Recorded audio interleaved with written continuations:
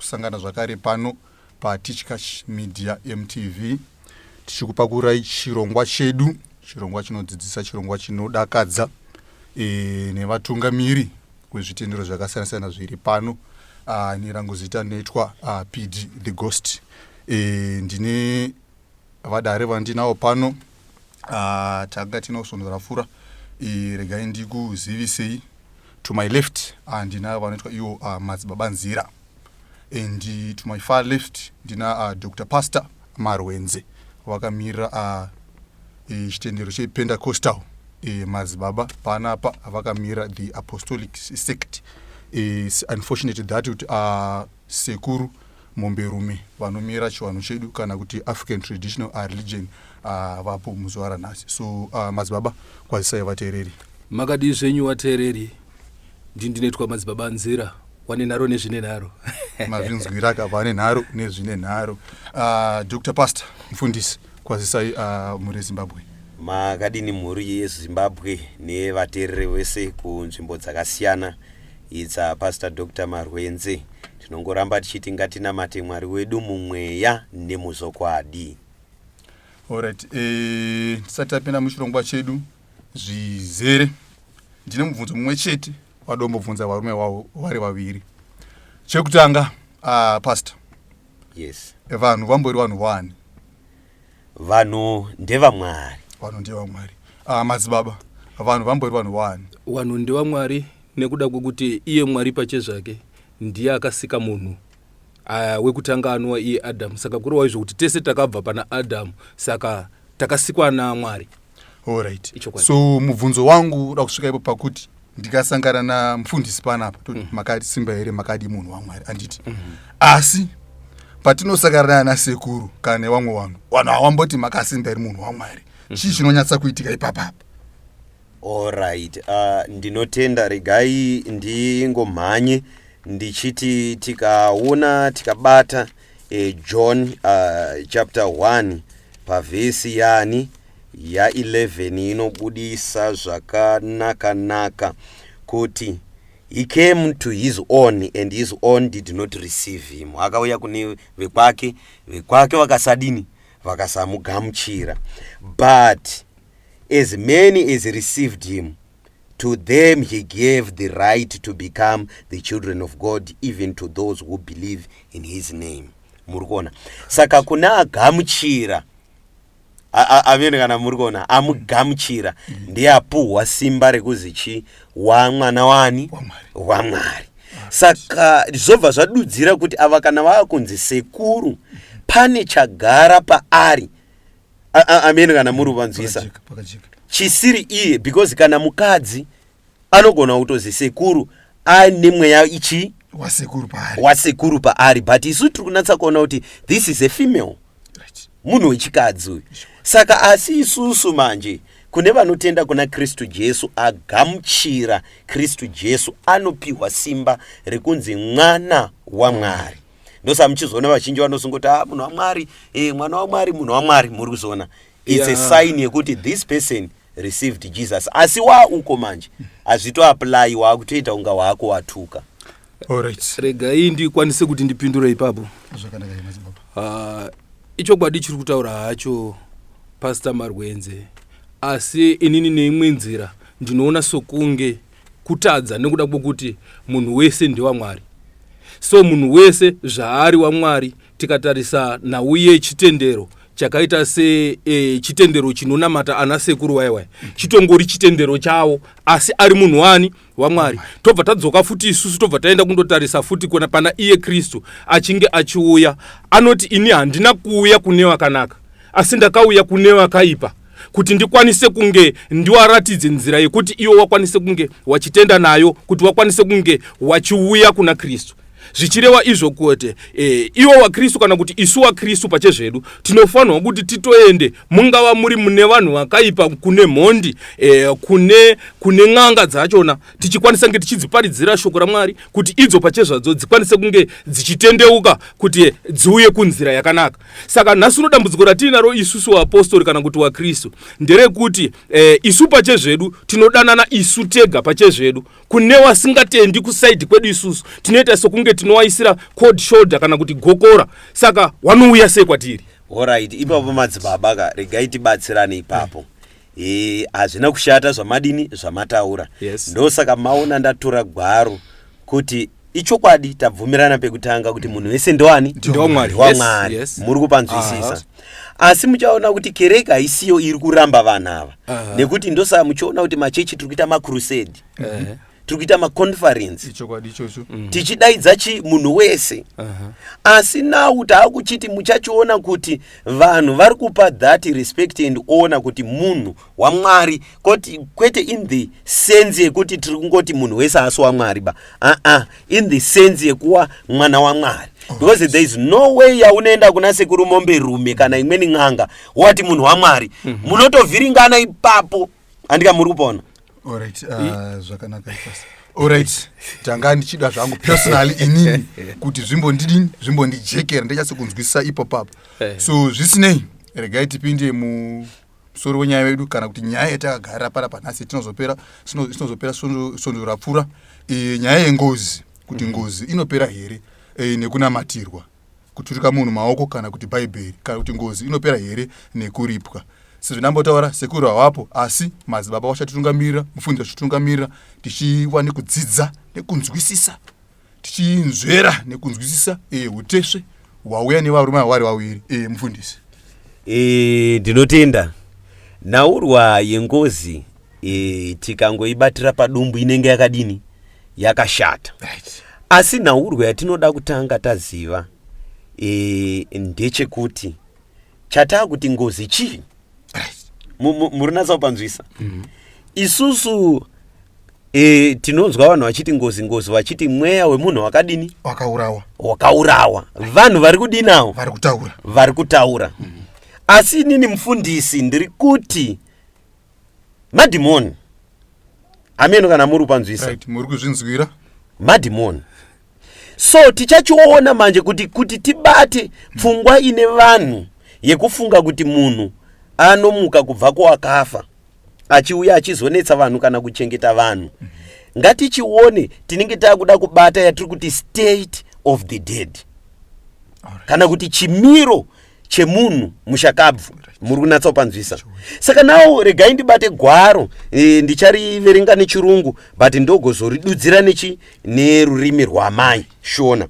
Saka tichabata muparidzi kana kuti Ecclesiastes chapter 9 pavhesi ya 5 ndizoka inobva yati, for the living know that they will die. Iwewe uri mpenyu unotozviziva kuti unodini, uchafa. Chiri kuita kuti uziye chii? Ndingati because ndikona munhu wese mupenyu kaka. Exactly, because une pfungwa dzauri kutoshandisa. Andika, you have the knowledge because you are living. You know that you certainly what? Die. Zvikanzi now buroda pamberi pacho, but the dead do not know anything. Hana chaanoziva. Good. Iwewe uri kutoziva kuti unodini? Ndichafa. Uchafa. But iwo wafa manje ka apasina chawakudini, chauchaziya. Ameno kana zviri kujeka ndika toda kuti tibate state of the dead kuti tigone kuzoona kuti asi mufundisi pamataura kuti madhimoni ichokwadi here. Andika muri kuzona. Saka tobva taenda zvikanzi neither have they any more reward, havasina kana mubayiro, for the memory of them is forgotten. Andorikona kana ndangariro mavari ka akusina chinhu chavachaita. Ndobva ndamhanya zvikanzi pa6 yacho zvikanzi also their love and their hatred and their envy have now perished. Havachagoni kutida, havachagoni kutiswira godo. Saka ndobva vanozoona kakuti mubvunzo uchibva wazi zvazi aiwa sekuru vakatsamwa. Vari kutsamwa sei? Iwo state of the dead ka vatofa ka zvavharana. Sekuru iwo kana vakatadza kuchengeta mwana wavo kana vazukuru wavo vari mupenyu, ndobva vakugona kuzotichengeta tadini, wafa. Ndoda tunatse kuona because iwo school fees ka yemwana wasekuru ndiwo uri kusara iwo uchibhadhara iwewe mupenyu. Ameno toda kuti tinatse kuonesana. Zviri kujeka muri Zimbabwe. Ndavira kuti zviri kujekera. Iwo vakatadza upenyu tisi taitowa pagrosari vafa ndo vaakuzogona kutichengeta nawo vakambotadza kuzvichengeta. Ipapo we need to question that ideology. Then zvikanzi now they have no longer any share in anything that is done under the sun. Avasina kana chigure chose pane zvatiri kuita isusu. Ndikamurwa tikada kuti akuisira madzibaba nzira pati avo sekuru avatombofa vakarya ndo paunozoona vamwena vanhu vanonga vachimwa doro kuti aiwa regerai timbodirire sekuru akuna kundorasa iwe stage andikamurupona because sekuru hapana chavachaziya atoo makodo amapfupa atoora atoryiwa nemujuru. Ameni kana muri kupona. Aiwa zviri kujeka tinotenda nekusanoka kwakanaka. Mirai ndibva ndapapedza manje pa 10 manje yobva yati whatever your hand finds to do, do it with your might. Chaunokwanisa kuita mukati menguva ino uri mupenyu chitochita nemhaka yei. For there is no work, no device, no knowledge, no wisdom in the grave where you go. Ndamurupanzisa kana usuda kutohasla chitohasla izozvi uri mupenyu, kana uchida kunamata Mwari chitonamata Mwari izozvi. Chese chaungada kuita chitochita uri mupenyu nekuti kumarinda kwaunoenda hakuna chirikoba. That is the state of the dead. Muri kupanzwisa wakafa hana chaanoziya. Tikadzoka pa verse 4 yacho pa chapter 9 inobva yati ipapo for to him who is joined to all the living there is hope, but for a living dog is better than a dead lion. Ndizoka. Alright. So tiripo papo rekatimozwa kuti madzibaba wanotiwo neipapapo. Right, rega ndikwanise kuti ndipindure. Nekuda kwekuti mubvunzo uripo, mubvunzo unoti ngozi inopera here nekunamata kana kuti nekunamatira. Anditi. Right. Ngozi inopera kana iwewe wachona pachezvako iwewe uchinamata. Kureva kuti inokwanisa kudzivirira zvino kunamata kwako iwewe kunokwanisa kudzivirira iwewe uri kuita sei uri kunamata. Asi une mwana unana mukoma unana sekuru anditi unana baba mkuru anditi wanhu iwawawo hawakwanisi kunamata kusvika palevel yako iwewe yemanamatiro ako aunoita iwewe anditi. Saka kureva kuti iwewe uri kunamata ichokwadi kuti haukwanisi kubatwa nengozi, asi mwana wako iwewe anokwanisa kubatwa nengozi. Nei ndichidaro? Ndiri kudaro nekuda kwekuti isusu hedu sana madzibaba tiri mukati menzvimbo dzatinoshandira dzekumakrava dzadza kunouya wanhu wakawanda magroups ewanhu wanenge wari kupera kufa nengozi, dzimwe dzacho dzichibuda dzichimanifesta wanhu wachipera wachiita sei wachifa. Mumwe macho mune dzimwe dzimba wanhu wari kufa, wamwe wachona wanongotanga kungotemwa nematombo wasingaoni ari kukanda matombo kuti ndiani. Handiti muri kuzviona right? Zvadaro isusu chatinozoita ipapo tinotaura kuti right imimi uyeye munamati handiti iwe wanenge wasingakwanisi kunamata tochitaura kuti shoko rekuti imimi kana muchinge musingakwanisi kunamata imimi zvanga zvakadii kuti imimi muende kundoripa ngozi. Kana muchinge maenda koripa ngozi izvozvo zvichabatsira kuti zvikwanise kunge zvichidzivirira munhu wese kwete kuti zvidzivirire iwewe chete wamwe wese wachipera. Alright. Muchiri papapo rega ndibva ndakubvunzai ndichiti mufundisi wataura wakati aiwa wafa haana chaanoziwa ndokuti haana mugove nevapenyu panyika. Saka imimi pemunozoti enda munori pangozi munonga masimudza here mweya wacho wengozi wotaura kuti no ndiri pe ndakadai mozodai nekudai munozvifambisa sei? Isu zvatinoita sekubatsira kwatinoita vanhu handiti ngozi tinotoibuditsa spirit iyo inotobuda pamwana wepamba ipapo. Tikanamata isusu spirit iyo inobuda yotaura zvese zviri kudiwa kuti zvinge zvichiita sei zvichiitwa nekwakatorwa zvinhu izvozvo nezvo zviri kufanira kunge zvichiitwa handitika. Zvadaro isusu totaura kuti tiende mundori pangozi kuti wanhu waregedze kuita sei wanhu waregedze kufa. Nokuda kwekuti zvechokwadi tinogona kutaura hedu nenhau yebhaibheri iri handitika tataura hedu nenhau yebhaibheri iri kuti zvechokwadi wakafa haana chaichaita sei haana chaachaziva. Ipapo tiri kunyengedzana, ipapo tinopedza kuurayisa wanhu tikafamba nenzira ipi nenzira iyi nekuda kwekuti wanhu zvechokwadi wanofanirwa kuti waripe kuitira kuti wanhu wese wakwanise kunge wagare wari safe. Chiendai motanga mapedza zvese zvakaitwa izvi uyezve mochizoenda kunamata. Kana muchinge maenda kundonamata imimi zvavakubatsira kuti munhu wese asunungurwe. Ndinotenda madzibaba nemuono wawo ndogona kunzwisisa kuti samadzibaba bhaibheri havangazonyanyi kudini kurinzwisisa kusvika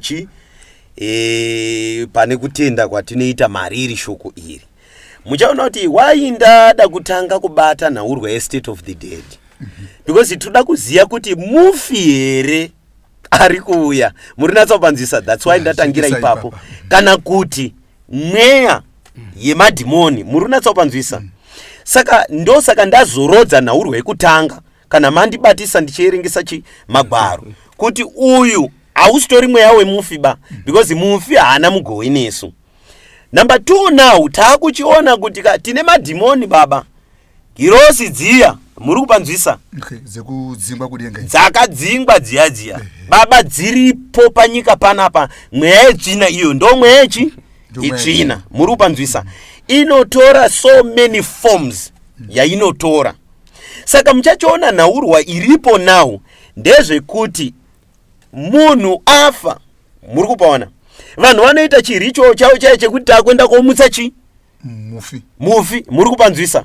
Mweya muri kupanzwisa ndo unochiuya wazotaurwa manje unoukwa ndiani ndivadzibaba manje uyu wochitanga kunareta uchichitaura ngekuti mweya these are ancient spirits, they know everything in the past. Muri kupanzwisa vakatomirira kudini kudistractwa. Saka chii chiri kuenda kuitika ndechekuti nauka chamunoda kunzwisa hama dzangu vanhu kupera vanotopera muri natsopanzwisa mirai zvemadzibaba vanhu vanopera muri kupanzwisa. Regai ndikuudzei vanhu chavanoperera inhaurwa yekuti havasi kutenda kuna Kristu Jesu. Regai titore muenzaniso hama dzangu. Aya mirai ipapo ndoda kubvunzai mubvunzo. Pauro wakauraya vanhu vangani? Pauro unopupira ega pachena akati hama dzangu munoziva mufambiro wandaiita inini andika aiwa mirai zvemadzibaba vanhu andika wakauraya vanhu vangani? Hana kuita ngozi here?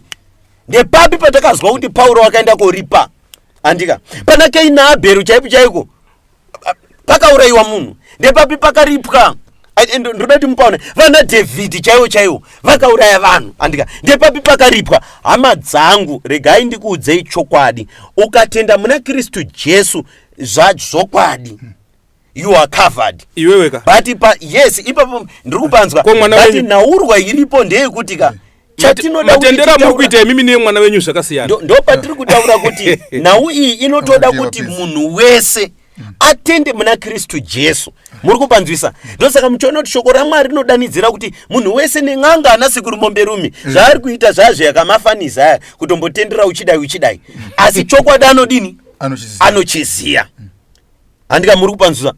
Saka ndo patiri kutaura kuti hama dzangu chatinoda kumwirira mushoko zvezvokwadi. Wamwirira mushoko zvezvokwadi you are covered.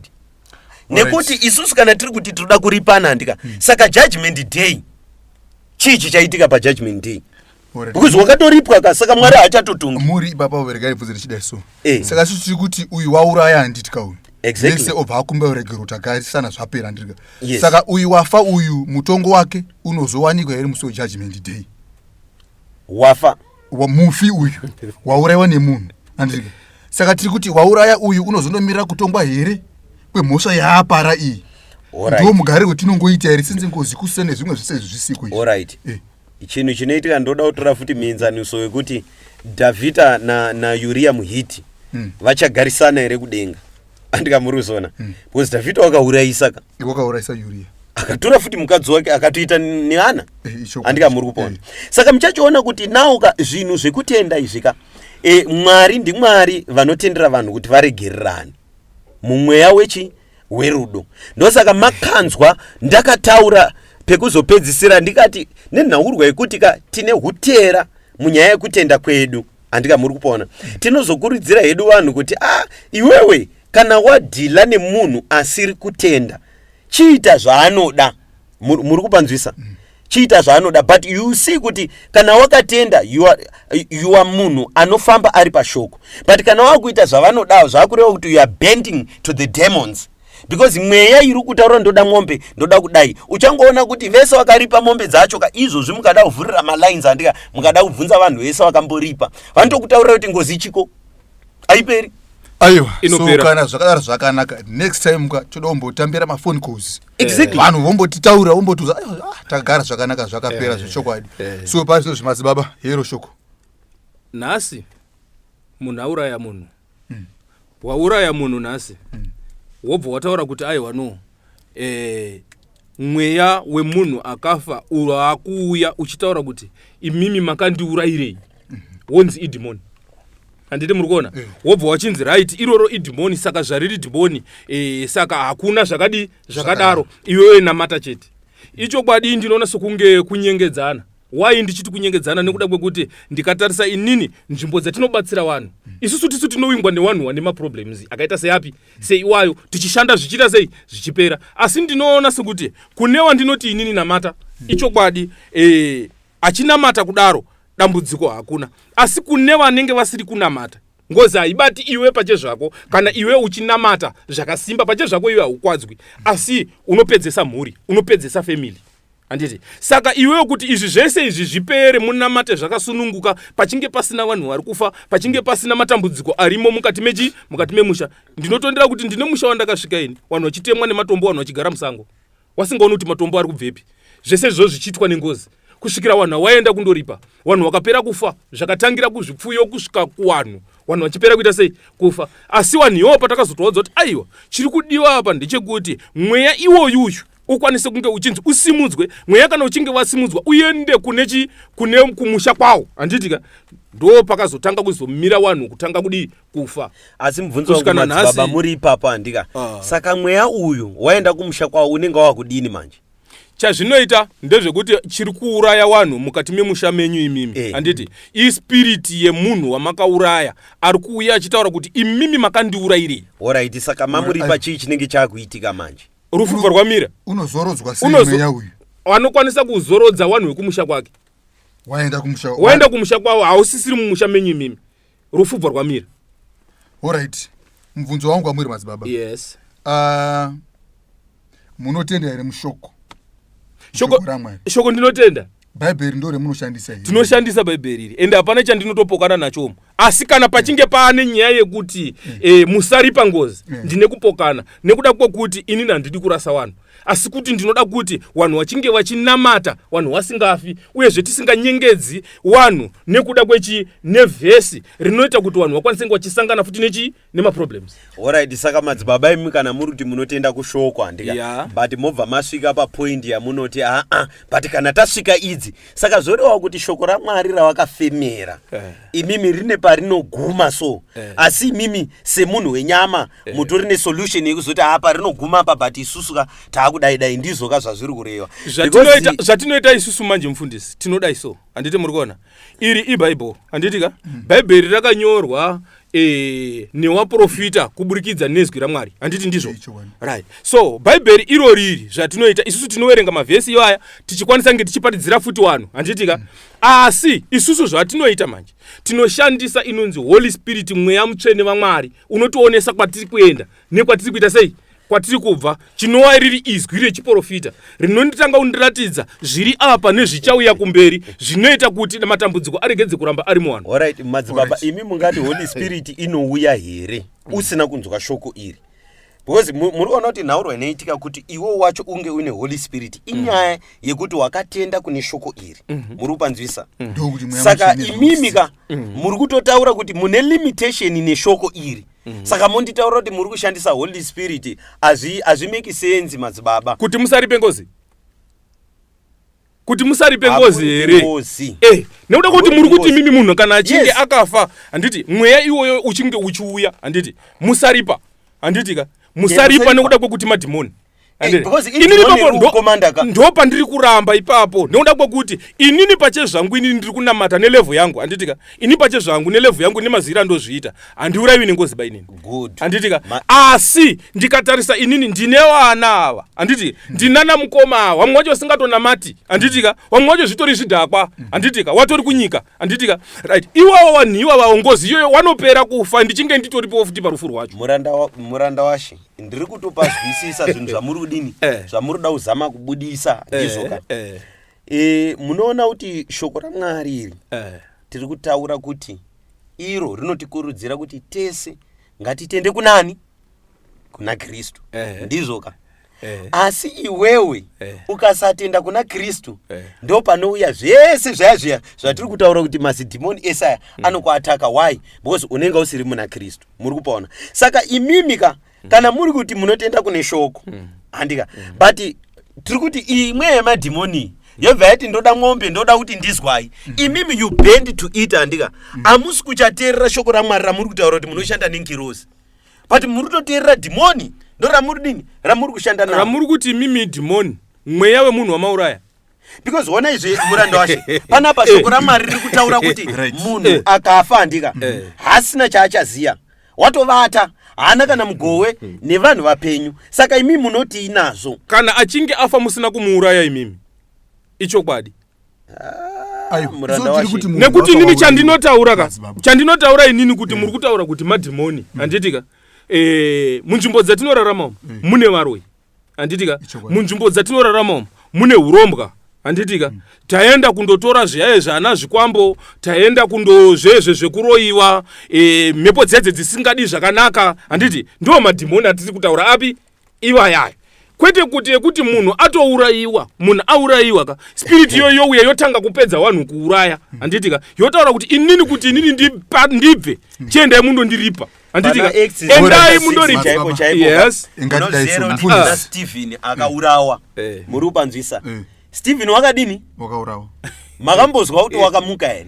Vakomana kamunozoti kuti ngatisade kunyeperana tichi entertaina madhimoni aya. Nyaya iripo ngeyekuti vanhu vanofana kuziya kuti mweya munhu kana afa wafa, asi chinhu chinozouya chichimutswa chaicha ndo madhimoni, and we don't need to entertain them. That's why muchiona kuti iwo kana vari kuti mweya wemunhu wakafa vanotodinawo, vanotokasta out awo. Muri kupanzwisa? Vakasta out vanotopa nhombo, vanopa mvura dzekuti vamweni ngavachengetwe. Muri kupanzwisa? I-protection yavari kudini? Yavari kupa. Vari kudini kungoti ngazviva zvatopera zvese ipapo. Muri natsa kundinzwisa? Saka which means kuti they acknowledge kuti havasi kuzorodza munhu kumunyaradza kuti aiwa takuripa ba. Vari kutoprotect handika. Ndopa ndiri kutaura kuti imi hama dzangu, why do we waste time handika? Vanhu ngavagamuchire Jesu zvapera. Kune vanhu vese wakaripa handitika. So isusu toda kuti chirongwa chine chandika chiva chinobatsira vanhu, uyu abate apo uyu abate apa handika. Saka isusu apa tiri kuti tiri kuti here isusu tikaenda kwamadzibaba nzira handitika, munhu wanamatirwa uyu taita chamaita icho necho ndimunoza mafambise munozviita handika. Dambudziko rinopera here mufundisi? Tiri kuti vanhu aiwa munhu apara mhosva ouya here kwamuri kuti aiwa changamire indadini ndakoniwa apa ndaposva ndaresva apa nepapa nepapa, munhu onamatirwa opona. Tofamba nenzira ipi? Nzira chaiyo ndeipi apa?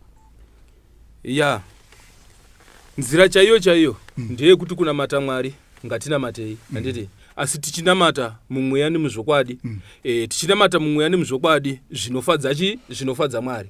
Asi kana tichinge tiri kunamata, tiri pakunamata handitika, ichi chokwadi tine hondo dzinotiteera handitika, hondo dzinotiteera zvakarombwa, zvakabatwa, zvakaitwa sei handiti. Inini hangu kazhinji kana ndichifamba ndinonyanya kufamba nechinhu chinonzi mweya mutsvene, unondiratidza kwandiri kuenda nekwandikuita sei, kwandiri kubva. Mhaka nechikonzero handisi bofu, kureva izvo kuti tine maziso emweya anotiratidza kwatiri kuenda, anotiudza kuti ona icho chiri kuuya, ona icho chiri kuita sei, chiri kuuya. Asi icho kuti chikwanise kunge chichipera, chinofanirwa kupera nenzira iyi, mukaita ichi neichi neichi, zvinoita kuti vanhu vaite sei, vanhu vabatsirike, vanhu vapore. Noda kwekuti hazvibatsiri kuti inini nditaure shoko rekuti pane munhu auraya munhu auraya munhu, vanhu vobva watanga kupera mukati memusha, ngozi ichibuda ichitaura mukati memusha, ichitaura kuti inini ndakaurayiwa kwanhingi, ndo kwandakaurayiwa inini, ndiri mwana wekwanhingi. Asi ndiri kuda kuti inini mundiripe, noda kuti mukaregedza kudaro mese munopera kuita sei, kupera kufa. Ende zvechokwadi muchiona kuti vanhu vari kufa, vanhu havasi kuroorwa, dzichibuda ipapapo dzichitaura. Pamusoro pazvo iwe osvika ipapapo overenga Bhaibheri, waverenga Bhaibheri wotaura kuti right, neBhaibheri iri muchamira kufa. Munoziva kuti tisanyengedze vanhu tichita sei, tichidaro. Noda kwekuti vanhu vanopera kuita sei, vanhu vanopera kufa nengozi. Ingozi idzi ndinodziziva idzi, noda kwekuti ndo basa rangu, ndo zvandinotoshanda izvi. Alright madzibaba. Saka isusu toti here Bhaibheri harina kumira zvakanaka apa, tochiti chii? Pachinge pari panyaya yeBhaibheri ngatitarisei munhu waMwari, tonyatsa kuona kuti right, imimi nhasi uno muri kunamata handiti pakunamata kwamuri kuita imimi ndodzoka papoindi andataura yendi chete imimi nelevhu yenyu yamuri kunamata imimi makaperera makatsanya muchiita se nemanamatiro amunoita imimi haasiwo manamatiro anoita mwana wenyu haasiwo manamatiro anoita mukoma wenyu hawamboendi wachindotsanya mumakomomo wachifasta handitika iwawo pamwe pacho patori newamwewo zvitori zvidhakwa zvinotonwa doro handitika right iyeye anosvika obva arohwa nengozi iyoyo arohwa nengozi iyoyo obva afa imamatara kuti ifa hako nekuda kwekuti ndakakuudza kuti tendeuka iwewe ukaramba muri kuzviona pamusoro pazvo zvoenda futi pamwana wenyu imimi handimazviona motaura kuti aiwa munosvika pakaenda kundoripa zvinhu izvi handimazviona saka nyaya yakanaka ndeyekuti isusu tikange taita izvi zvinhu izvi zvese izvi handitika zvaakuita kuti vanhu vese vari free mweya uyoyo hamuchauoni ende kwese kwakaenda kuripwa ngozi handina kuzonzwa kuti kuchine ngozi ichiri kushupa mukati memusha nokuda kwekuti ngozi yakaenda kundoripwa manyepo hakuna kwazvinenge zvaenda kuripwa zvinhu zvese zvibva zvadii zviri kubva zvapera ndoda kuti hazvibatsiri kuti ipapo unotaura shoko rekuti akurowa dama rerudyi mupe zvereruboshwe arowe haiwazve ndosaka takazotaura nyaya yemaback to senders yekutaura kuti aiwa akabata chake ngadzokera abatwe nechani nechake izvo ndezvekubasa kwedu manjezi manje back to sender pemakuda kuenda masi baba pandiko kana asi imini mati munotenda mushoko mupaidhera handisika nyaya dzeback to senders dzirimo here mumagwaro ya zviriko mufundisi mungandiverengera were pane back to sender aiwa mutori na back to sender yacho handika muri kuona because ishoko ramwari rinobudisa kuna Romans zvakanaka chapter 12 ichibva yati anenge akuitira zvakaipa handika muri kuona unofana kudini kumuitira mwoyo murefu ende unofana kuti udini akurowa dama rerudyi mupere ruboshwe arowe uregererwe inini madzibaba ka ndiri kutoanzwisisa pakutotika panonetsa ipo papo what thank you inini I think vazhinji vedu kachotoda revelation imwe yakati dzikei kuti tikwanise kunzwisisa chinhu ichi zvechokwadi nekuti zvakaoma muri kuona kuti chi shoko ramwari Romans chapter 12 handika pavhesi ya17 inobva yataura ikati repay to no one evil for evil muri kupanzwisa go back to sender its evil munhu wandiitira chakaipa ndakuti go back to sender wakandira chitsinga ndo pandiri kutaura kuti murida kuti munzwisise shoko iri muri kupanzwisa shoko namwari wedu watinonamata ava ndimwari verudo chinhu chatinongoita chete isusu handika kuzvipira kuna mwari chinzwa zvikazi repay to no one evil for evil provide things honest in the sight of all men if it is possible as much as lies within your power live peaceably with all men muri kupazwa no matter mukandiitira zvakaipa but chandinofana kuita I should live in peace with you even wandiitira chakadini haikona zvamuri kutaurwa hakuna chinamato chakadai ichi zvikazi pamberi pacho zvikanzi dearly beloved do not take revenge iro madzibaba mirai ndipapedziseka kuti tinatsokubudirana pachena do not take revenge muri panzwa kana iwewe wakuye uchida uzotora revenge ndopa muri kuona kuti madzibaba shoko une kwaanorida kumwe kwacho unoda kuzogadzirisa ari ega manje wakutozvinyorera rake ega watomwari pachake iye but isusu tiri kuti hauwedzeri haubvisi ndizvoka saka pari kubva pazi but give place to God's wrath uri kupanzwisa pane nyaya iyi mutendi wese watenda zvawaimbofunga zvazve handizvo zvaunofunga ndosaka muri kuona kuti vanhu vazhinji vanofunga kuti hanzi mweya idzika imweya yechi nekuti hausiri mushoko asi kana uchinzwisa zveshoko unongoramba uri mushoko uchiteera zvinotaurwa neshoko hauzoiko kuti aiwa apa shoko radini rasirira zvikanzi pamberi pacho nawo zvikanzi for it is written vengeance is mine I will repay says the Lord uri kupanzwisa so nauro yatoda kuti tizame kutaura ndopatiri kutaura kuti munhu wazorora iwewe ka wazorora hauna revenge yaunopaba hauna kana mukana werevenge yaunodini yaunopa ndopatiri kutaura kuti inga wani Abheri wakadini wakaurawa but hatina kumboona revenge ipapo Uriah muhiti akadini akaurawa hatina kuona chi ndivamwe vanhu vakawanda handika tichienda kotarisa vana Stephen chaivo in the New Testament akaurawa ma-apostles ese atiri kutaura naPeter akaurawa nenzira dzakasiyana but we have never seen munhu wakamukirwa achidini achinzi wakamuka achikonzeresa ngozi because vanhu vaitowauraya vakanga vaine chimhuri muri kupanzwisa. So nhauro yandinoda kuti ndikubatsire ngeyekuti kana uchinge wakatenda kune shoko iri, muri kupanzwisa, you abide to the principles and the laws of God according to this word, and iwewe ndo pane security iyoyo zvekuti hanzi munhu wafa nengozi kana kudini. It's not the important thing chiri kudiwa ndiMwari. The important thing chiri kudiwa ndiMwari ndechekuti vanhu vatendeuke. Pauri kutaura tofamba nengirozi, ingirozi ipi inokutungamirira kuti go back to sender? Ingirozi ipi iri kupa simba iroro? Saka muchaona kuti madzibaba tine mumwe matiri kufambirana ndika, but ume revenge umuka. Mwari havatendi izvozvo. Mekuda kuti vanhu vari pani hazvitenderwi. Mwari vari kuti kana muchizvikwanisa ingai muchiyanana muchigara zvakadini zvakanaka. Mwari vanotozviziva kutoti vanhu uchakanganisirwa, uchaurayirwa. Ndosaka kuti ukarohwa dama zvavari kutaura ipa rimwe dama, but ivo madzibaba havasi kuda manje kurohwa rimwe dama. Zvoreva kuti madzibaba munei musati masvika mukukwana kwekuzara kwekuziva Mwari nekuda Mwari, madirwo avanofana kuitwa kana uchida kudini kuti udzosere zvibhakera. Mwari hondo idzi tawerenga shoko zviri pachena. Aiwa vanodini vanodzorera vega. Chimira timbotaurewo samuda kutaura wega. Zvimira timbotaurewo. Madzibaba. Right, inini ndichinge ndichinamata, ndichitanga kunamata. Ndakaberekerwa muJohani Masowe muchishanu handiti? Yeko marangi. Chishanu. Right, ndiri muchishanu ndichinge ndichinamata. Ndikatanga kuprofita. Ndiri mupi? Muri imomo. Ndiri imomo. Right. Ndaprofita ndiri imomo kubva 93.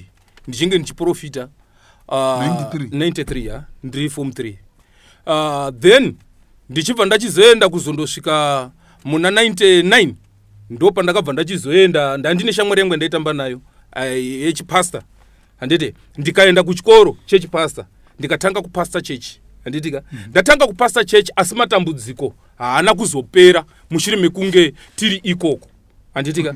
Zvadaro matambudziko achinge atanga kuwanda tiri kupi? Tiri ikoko. Right, ndopa chakazoita kuti tidzoke futi kuenda futi kupi? Kuchipostori handitika. Saka nyaya ndeyekuti bhaibheri ndinoriziva ende ndinorinzwisisa, asi nyaya yakanga yakuitika ndeyekuti matambudziko anga akuchitowanda mushure mekunge tiri ikoko kupenda postori.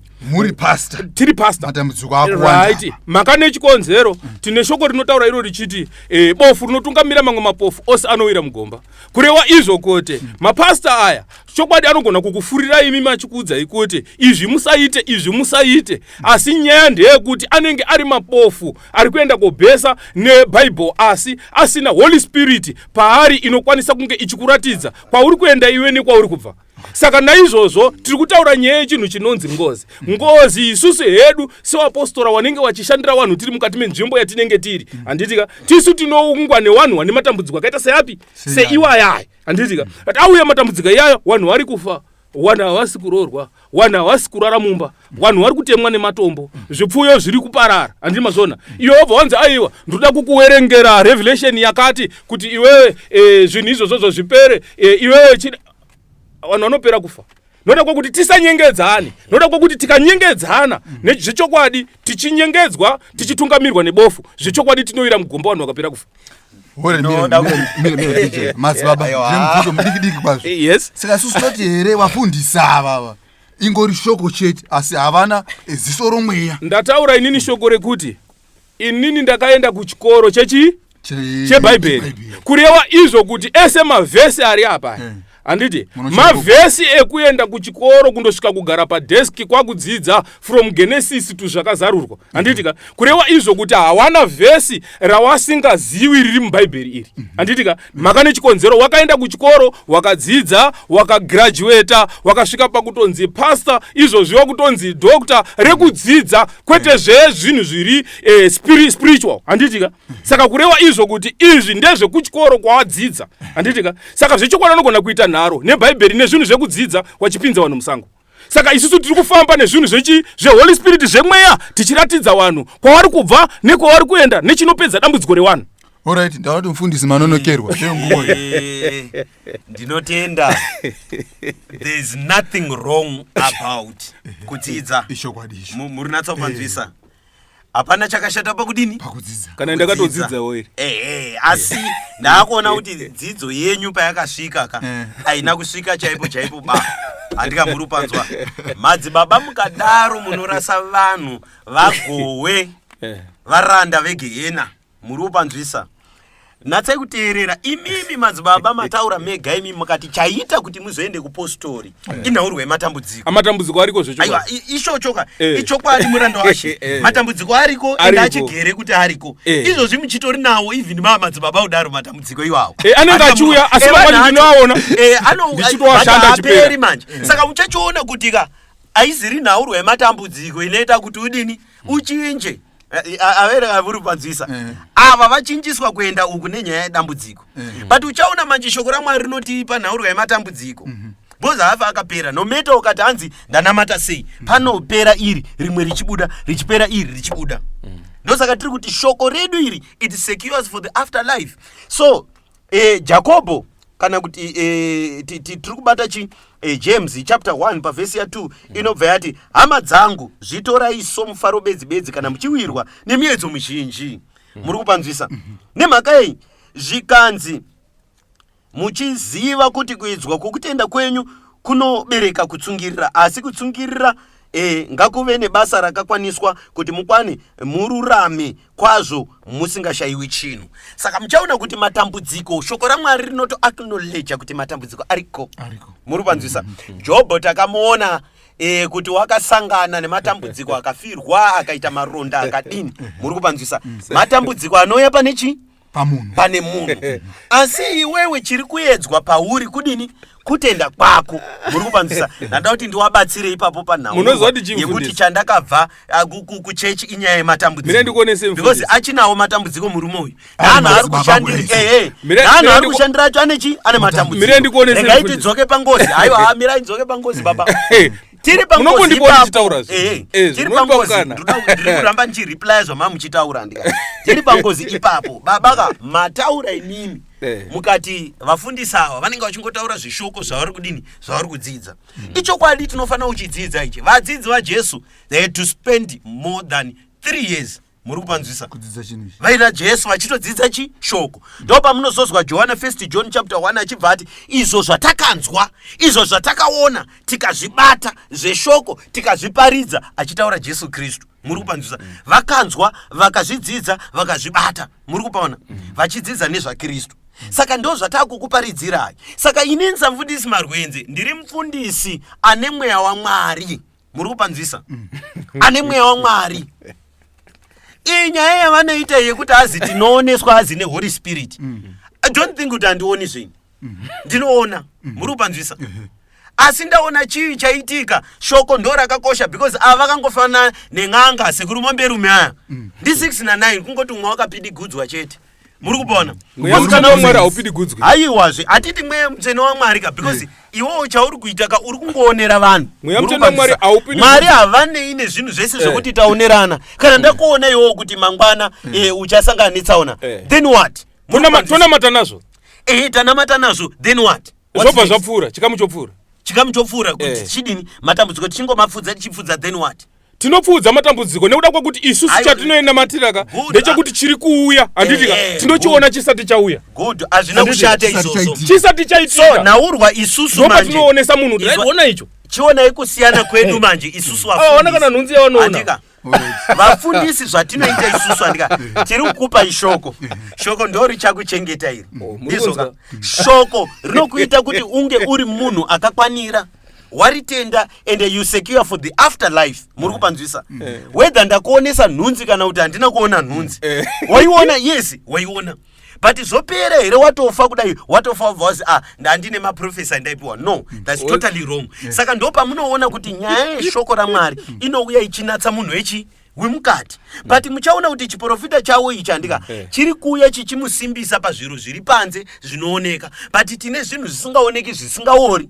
Muri kupanzwisa zveupenyu usingaperi. Shoko tinoparidza munhu waMwari.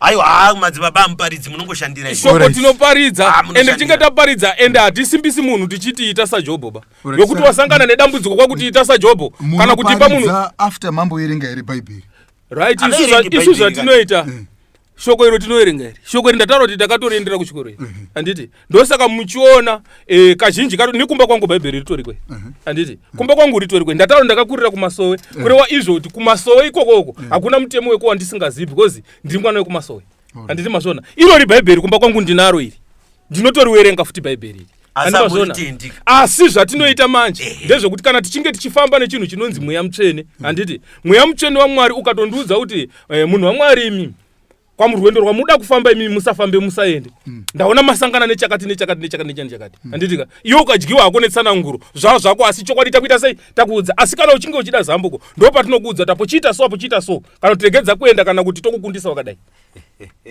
otoyambuka. Alright, so tiri ipo papa tinyatse kuonesana kuti aiwa nzira chaiyo ndeipapa handika imi munotenda muna Mwari pastor wanotenda muna Mwari asi pane chinhu chiri kusiyana mashandiro nematendero kana kuti maitiro enyu muzvitendero zvenyu muri wawiri. So isusu munotenda here kuti munhu echinga afa handitika kana judgment here azosvika nezvimwe zvakadaro handitika upenyu husingaperi kumberi huriko here huriko chokwadi. Saka tinouona sei isusu kana imimi musingatedzi bhaibheri kuritedza hawo kuritedza kana kuritenda muchitera mafambiro iri ndinoritenda iri bhaibheri ndosaka manzwa ndataura kuti kumba kwangu nditori naro ririko asi mune pamunorigumisa asi pandaenda kundopokana inini napastor handitika ndepekuti wari kuenda kundotaura kuti ngozi kana munhu achinge afa ngozi iri kubuda mukati memusha musaenda kundoripa ngozi idhimoni munhu wauraya wari kumuti idhimoni saka ngatisamuripa ba ngatingonamatei chete zvinopera wanhu wese wachipera kufa ndo pandapokana nawo ipapa asi kumwe kwese uko tiri kufamba zvese zvakanaka kwenyu kumadzibaba kwandika chamunoti imimi madhimoni ndechipi chacho nekuti mufundisi wataura kati aiwa iyo imwe yainomuka ichizotaura iyi handitika ndo madhimoni acho pakati ndo maagent spirits anotoziwa anayo history yekudhara vasanongira wakadaro imimi ndezvipi zvemunoti aya ndo madhimoni pamwe tingazame kufambidzana. Tine waroi idhimoni tine chikwambo zvikwambo chii chinombodzi chikwambo by the way zvikwambo tiri kureva isusu mishonga inoenda kundorombwa kun'anga wanhu wachida kupfuma wanhu wachida ndingati kupfuma kana kuti wachida kuchengetwa kana kuti wachida kuti mombe dziwande kana kuti wachida kuti waite budiriro muupenyu handitika ndo zvavanoenda kundotora zvezve zvavanozoenda kuzondo amenoti vanozozvidii handitika right ndo madhimoni iyayo handitika iyaya madhimoni asiri ekuti munhu aurayiwa padeurwa ropa zvingori zveubatwa izvi zveubatwa nezveuroyi nezvekungoitirana ana chichi izvozvo ndo zvatinotaura kuti iyayo madhemons aya. Alright, saka uyu mweya munosimudza uyu handika kuti aiwa nyaya dzekuripa dzisabe zvakanaka ndo mweya toti ndo mudzimu here kana kuti chii?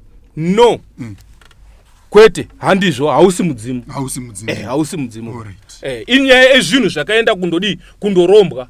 Alright, so asi kune vachivanhu kungozvawo sekuru hawapo vanoti ioni aiwa no mudzimu wanhingi wekufa uyaya wazobuda uchitaura pana nhingi apa kuti aiwa inini ndakaurayiwa ndiri pakadai saka zvinosiyana sei kwamuri kuti aiwa vanasikwa vanoti aiwa mudzimu wanhingi imimi munoti mweya wengozi right ngozi anditi muri kutaura kuti mudzimu muri kutaura kuti chinhu chinobuda chiri chemumusha menyu chichiuya kuzotaura handitika ndakaurayiwa handiti chicho chiri kutaura zvekuurayiwa handitika mweya wese wemunhu akaurayiwa handitika hauzi mudzimu ingozi nekuda kwekuti pane ropa rakatodeurwa papi rakadeurwa ipapo asi kana uchinge uri mweya iri zviri zvekuti zvinhu zvakaenda kundotorwa ingava iri mishonga zvingava zviri zvezve zvaana wanoshandisa mukwaраkwata ana mubobobo ana uroyi ana chichi zvese zvezve isusu tinotoa kuti madhimoni ese iyaya tinotozvishanda tiri panzvimbo patinoshandira zvichiperera papi ipapo totozitora kuti ngazvibve zvichibva munhu achisunungurwa ipapo. Alright, pastor. Yes.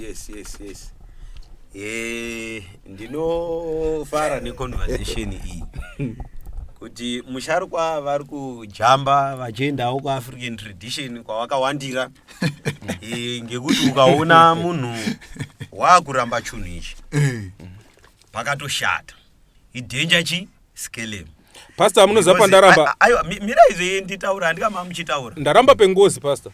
Ekuti wanhu mimi munoverengera shoko imimi iye munhu akaurayiwa. Ini handitofani kuwirirana nemi zvakatonaka zvakadaro so tisikatowirirani. Nemhaka yekutoti mabatiro edu akadini? Akasiyana. Namwari edu akadini? Mwari wani. Kosi kana usingatotendi zvandototenda izvika. Namwari edu akatodini? Akasiyana. Isusu shoko redu isusu rinotitendera kuti tingogume chi? Imomo mukati umu.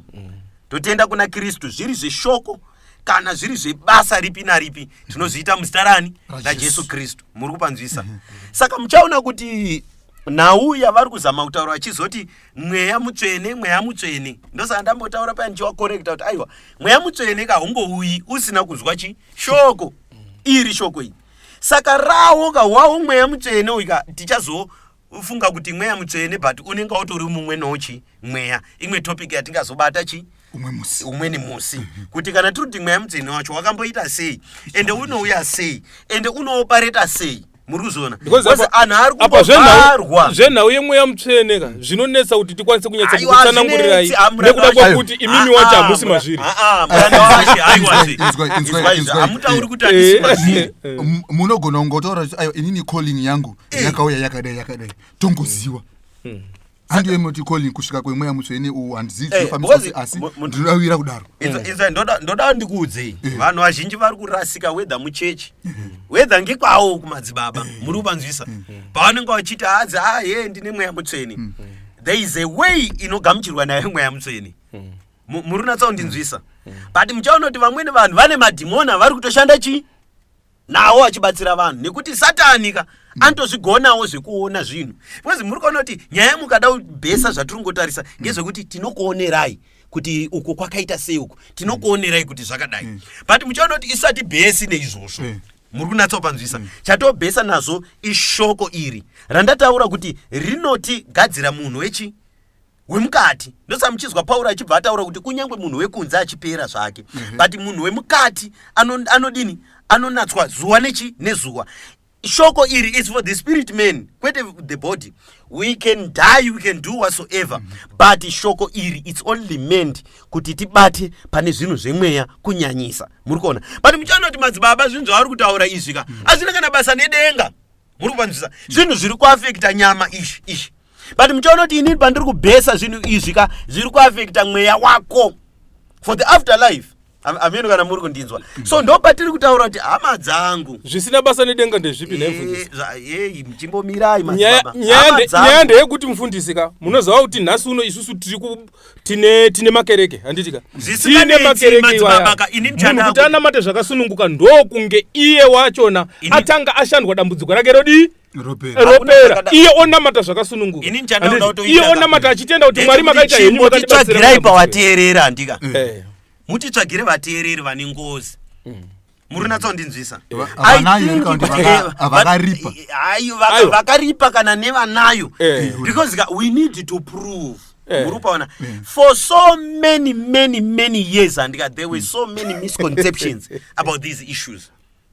Kana ndiri kutaurirai kuti madhimonika I need to prove to you practically. Muruda kuisa ngozi here nekuna matira. Iwo wacho ka votiitirawo practically that will be a fair share. Muri natsopanzwisa because kana ndichizvitaura udaika vanhu vese vakangojaira kuti aiwa ngozi inoripwa andika we need kuti tidini practice. Alright, samuri pa right. Muri kuzvinzwira vateereri kwamuri ikoko. So toda vari kutambudzika nengozi inga iri kunetsa mumusha mavo kana aneva anozivawo ari kutambudzwa nechinhu chinonzi ngozi. Tibatei panhamba dziri kubuda paskirini ipapapo muzonga muchikwanisa kusvika panapa. Mufundisi vokubasirai, madzibaba vokubasirai, tionesane kuti nzira ndeiyo ndeipi. Papera chingwa tozoda kuti mudzoke zvakare aiwa motipa kuti aiwa zvinhu zvakafamba zvakanaka mufundisi wakatibatsira aiwa zvakafamba zvakanaka madzibaba wakatibatsira ngatifurire kumberi. Madzibaba nzira kana izita renyu rekuti nzira asi makutishayisa nzira. Saka muri kutaura here kuti mimi munhu ane ngozi uyo akauya apa muchainamatira ipapa payo. Tinotoinamatira muranda washe hatimwe ngozi tinotonamatira. Aiwa handisi kutaura zvekuti ndiri kufunga kairika. Munatsopanzwisa. So because munoona kuti hakuseka is not a problem, asi inini ndiripo, inini mufundisi Marwenzi akatenda muna Kristu Jesu mupenyu. Muri kupanzwisa. Ngozi inopera nekunamatirwa. Muri kundizwa zvandiri kutaura. Zvese zvamunotaura zviya zvekudini zviyaka. Ndosaka ndakazotaura paya ndikati tinenge takuchizongoti yedu nekuti vamweni vanhu vanenge vasingatendi. Muri kuzoona. Saka you have to meet some of their terms. Muri kupanzwisa. Rutendo rwaminarwo ndo rune mwana wenyere. Mwana wangu. Ogoita rutendo runofanana nechirudzi. Ndo pano atakwa nengozi ipapa. Chiri chokwadi ichocho. Chiri chokwadi chacho. Alright, hama dzaPauro dzakadini kuatakwa nengozi. Aiwa, ndikutaura nyaya yengozi. Ini ndikutarisa zvandinoona inini mandinoenda kundobatsira vanhu. Ndosaka manzwa ndataura kuti inini pache zvangu handibatwi nengozi baini. Asi rutendo rune mwana wangu inini nerwandinarwo inini neruna mukoma wangu inini. Tinotonamata navo. Aruna kufanana. Murupanzisa tinonamata navo and the situation. Umwe hatodi chitori chidhakwa. Unoatakwa zve. Ngafe. Solution iri pa. Muri ipapa pandika. Saka tiri kuti susu dzinza redu andika lese rine vanhu 50 andika. Wechi 50 uyu abva munhu. Ndobva abuda zvake pachena haana kuwanza. Tatendeuka semhuri taakunamata. Of course kutenda kwedu hedu hakuzodini hakuzofanani. Ngozi iyi haitibate here tatendeuka iwa tawazvisika zviya zvaMwari takadai so. Good. Handikaburupaona wanatsa kubvunza mubvunzo wakanaka. Aubatwi as long as madini matendeuka. Murinatsaundinzwa. Matenda mushoko ende watenda mushoko zvakadini zvakakwana. Challenge iri kuitika na madzibaba andika. Madzibaba varida kulimita simba raMwari. Varida kulimita shoko raMwari.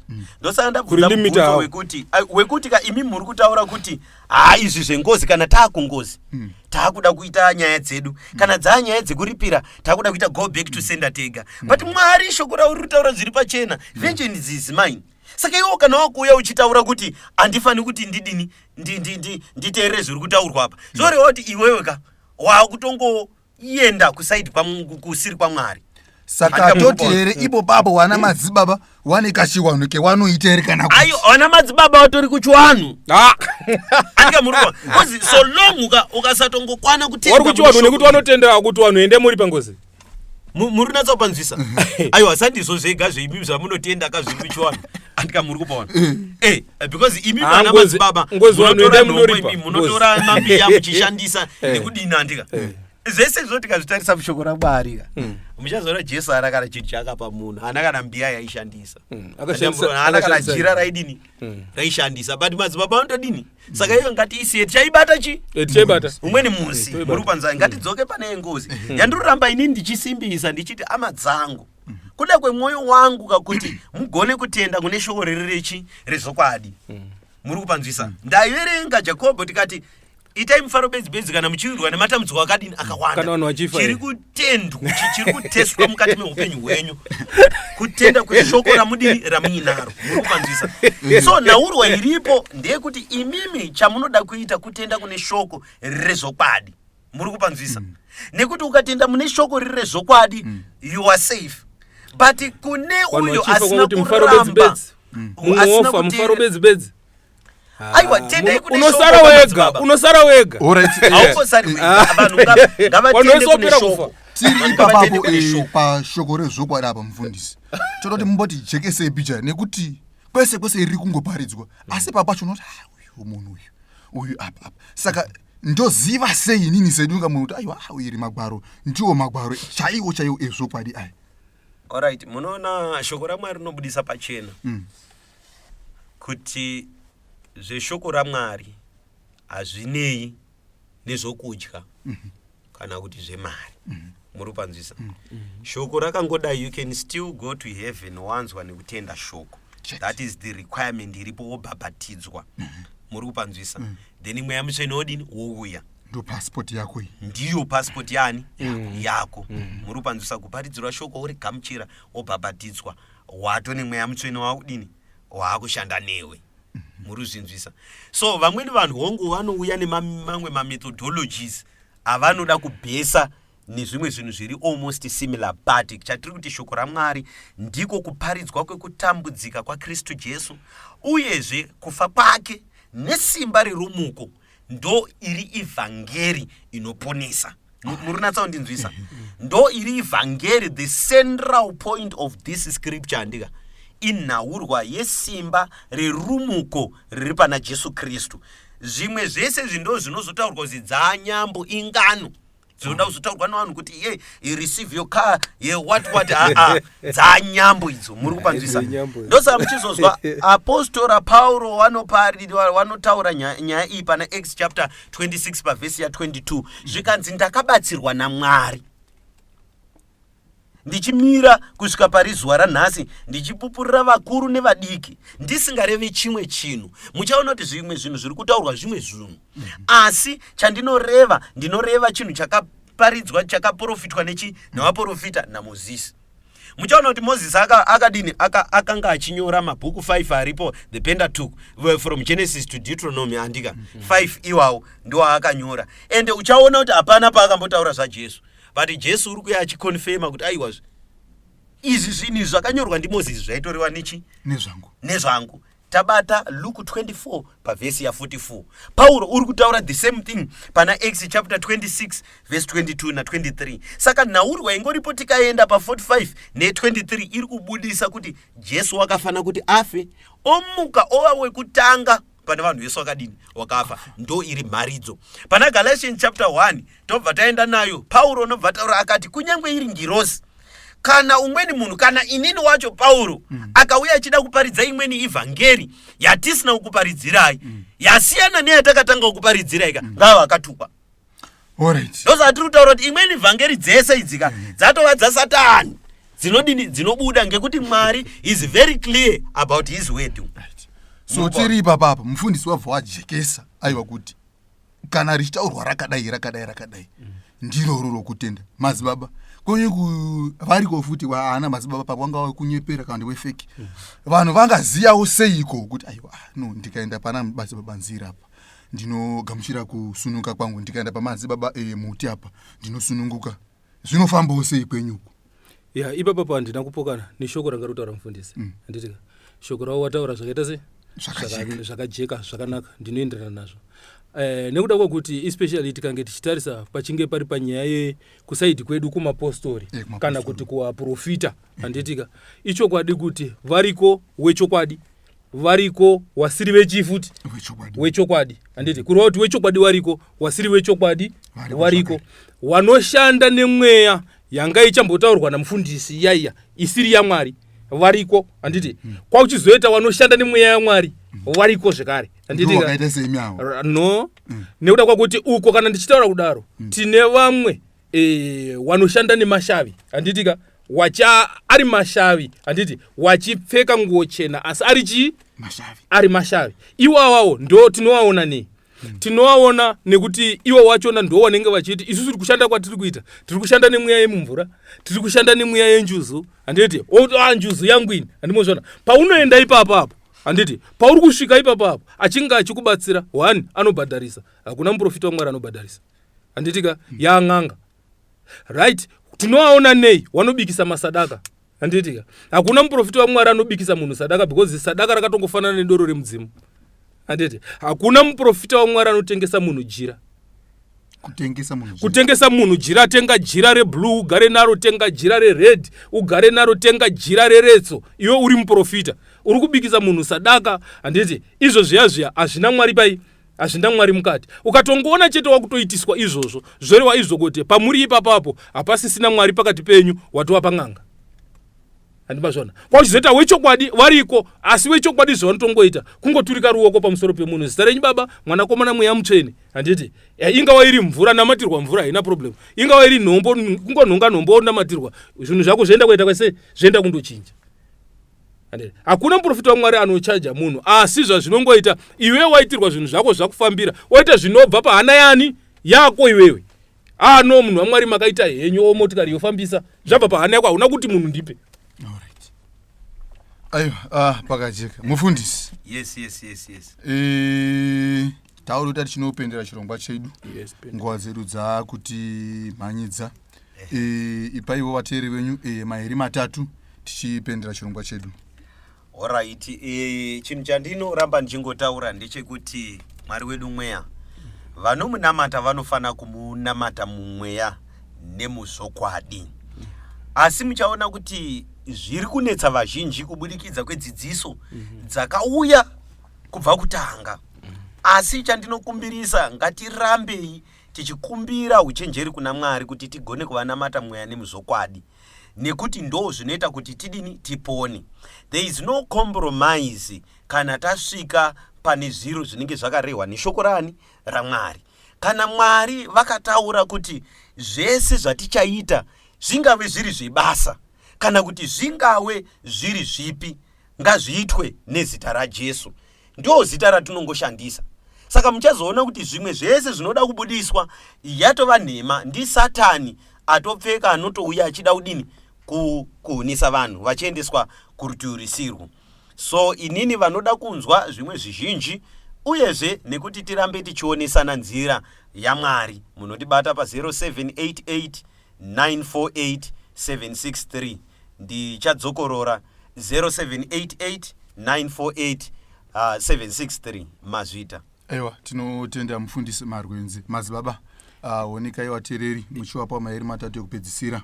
Ya, tinotenda Mwari nenguva nemukana watanga tiinawo.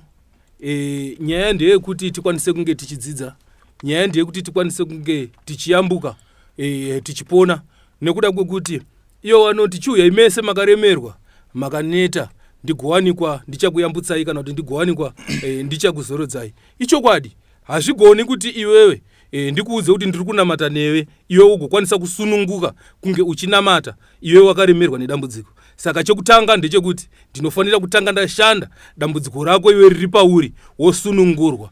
Wasunungurwa, uri kunetswa nemweya wengozi, unofanira kuti unge uchipera. Uri kunetseka nenyaya yemba, inofanira kuti ikwanise kunge uchipinda mukati memba yako uchigara iwe. Anga vari ma-spiritual husbands aya, zvese zvinofanira kunge zvichiita sei zvichipera. Saka shoko rangu riri kuti chiuya imese makaremerwa makaneta. Wanenge watoda kubata Dr. Nzira kana kuti madzibaba Nzira, wanokwanisa kundibata pa 0771 521 530. Ndichadzokera zvakare 0771 521 530 mazvita. Right, tinotenda nenguva yatanga tinayo yekufambisa chirongwa chedu zvidzidzo zvezvitendero. Tinokutendai vasigirwe Tishkash Media MTV nekutisigira kwamunoita. Ngatisangane zvakare muchirongwa chino. Same time. It's goodbye for now.